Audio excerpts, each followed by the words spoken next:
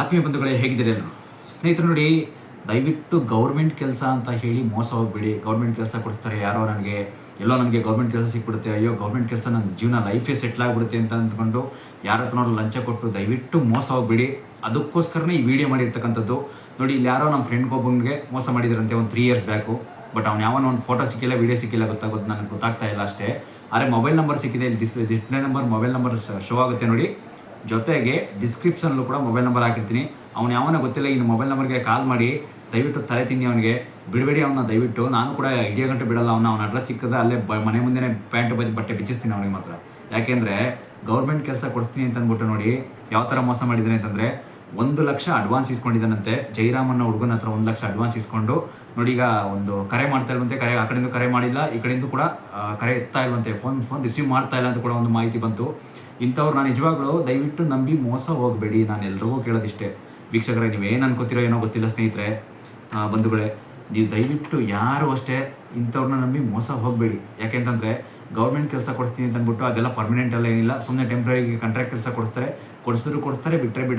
ಬಿಡ್ತಾರೆ ಅಷ್ಟೇ. ಕೆಲವೊಬ್ಬರು ಕೊಡಿಸಿದ್ರು ಕೂಡ ಅಡ್ವಾನ್ಸ್ ಇಸ್ಕೊತಾರೆ, ಅಡ್ವಾನ್ಸ್ ಆದಮೇಲೆ ಈ ರೀತಿ ನ್ಯೂಟ್ಲಾಗ್ಬಿಡ್ತಾರೆ ಅಷ್ಟೇ. ನೋಡಿ, ಕೆಲಸ ಕೊಡಿಸೋದು ಇಲ್ಲ, ಈ ಕಡೆ ಆ ಕೆಲಸ ಕೊಡಿಸಿರೋ ಕೆಲಸ ನೆಟ್ವಾಗಿ ಮಾಡ್ಕೊಂಡು ಹೋಗೋಕ್ಕೂ ಆಗಲ್ಲ, ಆ ರೀತಿ ಆಗಿರುತ್ತೆ ಆ ಕೆಲಸ. ಅಂಥ ಕೆಲಸ ಕೊಟ್ಬಿಟ್ಟು ನಾಳೆ ಕೆಲಸ ಮಾಡುವಂಥ ಜನಗಳಿದ್ದಾರೆ ಇವತ್ತು ಕೂಡ.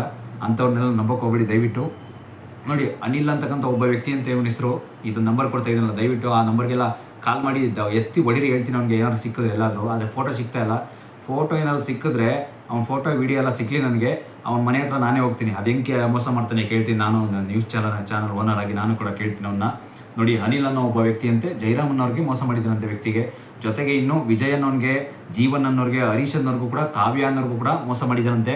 ಬಟ್ ಆದರೂ ಕೂಡ ತುಂಬ ನಂಬಿಸಿ ಮೋಸ ಮಾಡಿರತಕ್ಕಂಥದ್ದು ಅಂತಂದರೆ ಸುಮ್ಮನೆನಾ? ಈ ದುಡ್ಡೇನೋ ಅವ್ರ ಅಪ್ಪನ ಮನೆಯಿಂದ ಬರುತ್ತಾ? ಕಷ್ಟಪಟ್ಟು ದುಡ್ದಿರೋ ದುಡ್ಡು ಕಂಡ್ರಿ ರೀ, ಅಷ್ಟು ಅರ್ಥ ಆಗಲ್ವಂತ ಅವನಿಗೆ. ನೋಡಿ, ಇದಿಷ್ಟೇ ಎಲ್ಲ ಆಗಿರ್ತಕ್ಕಂಥದ್ದು. ನಂಬಿಸಿ ಮೋಸ ಮಾಡ್ತಾರೆ ಅಂತಂದರೆ ಏನು ಅರ್ಥ? ಅವನು ಏನು ಅನ್ಕೊಬಿಟ್ಟಿದ್ದಾನೆ ಅಂತಂದರೆ ಈ ದುಡ್ಡನ್ನ ಅಂತಂದರೆ, ನೋಡಿ, ಒಂದು ದುಡ್ಡು ನಾವು ಕಷ್ಟಪಟ್ಟು ದುಡ್ಡು ಕೊಟ್ಟಿದ್ದೀವಿ ಅಂತಂದರೆ ಒಂದು ಕರೆಕ್ಟಾಗಿರೋ ಕೆಲಸ ಕೊಡಿಸ್ಬಿಡ್ಬೇಕು. ಅವನು ಕೊಡಿಸ್ಲಿಲ್ಲ ಅಂದರೆ ದುಡ್ಡು ಇಸ್ಕೊಬಾರ್ದು. ಆ ಫೀಸ್ನ ರೀಫಂಡ್ ಆದರೂ ಮಾಡಬೇಕು. ಫೀಸ್ನ ರೀಫಂಡ್ ಮಾಡೋಕ್ಕಾಗಲಿಲ್ಲ ಅಂತಂದರೆ ಇನ್ನೆಂಥ ಅಯೋಗ್ಯ ಇರಬೇಕು ಅವನು. ನನ್ನ ಮುಂದೆ ಸಿಗಬೇಕು ಅವನು, ಕಣ್ಣು ಮುಂದೆ. ಅಲ್ಲೇ ಅವ್ನಿಗೆ ಸರಿಯಾಗಿ ಲೈವಲ್ಲಿ TV9ಗೆಲ್ಲ ಹಾಕ್ತೀನಿ ಅವ್ನಿಗೆ, ಬರಬೇಕು ಅವ್ನು ನನ್ನ ಮುಂದೆ. ದಯವಿಟ್ಟು ಇವ್ನು ಯಾರು ಇದ್ದರೆ ದಯವಿಟ್ಟು ನನಗೆ ಎಲ್ರಿಗೂ ವಿಡಿಯೋ ಶೇರ್ ಮಾಡಿ. ಈ ವಿಡಿಯೋ ಶೇರ್ ಮಾಡಿ, ಮತ್ತು ನಿಮ್ಗೇನು ಅನಿಸುತ್ತೆ ಕೂಡ ಕಾಮೆಂಟ್ ಮಾಡಿ ಹೇಳ್ತೀನಿ, ನೋಡೋಣ.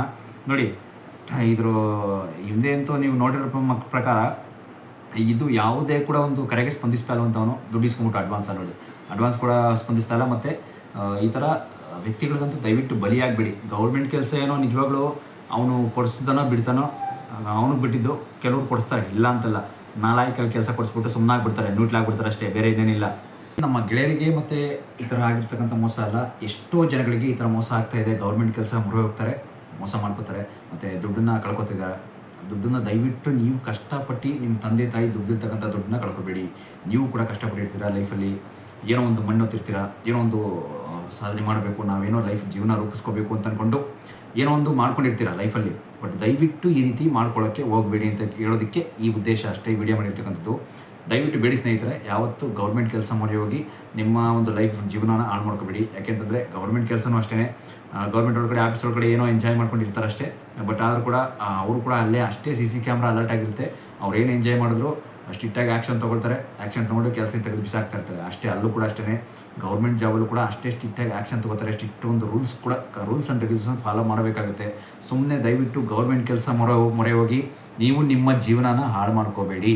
ಇಷ್ಟೇ ನಾನು ಹೇಳ್ತಕ್ಕಂಥ ಒಂದು ಉದ್ದೇಶ ಅಷ್ಟೇ. ಮತ್ತು ಅದು ಅಲ್ಲದೆ ನಾನು ವಿಡಿಯೋ ಮಾಡಿರ್ತಕ್ಕಂಥ ಉದ್ದೇಶ ನೋಡಿ, ಹಿಂದೆ ಯಾರೋ ಒಬ್ಬ ಮೋಸ ಮಾಡಿದ್ದಂತೆಲ್ಲ ಆ ನಂಬರ್ ಕೂಡ ಇಲ್ಲೇ ನಾನು ಕೊಡ್ತಾಯಿದ್ದೀನಿ.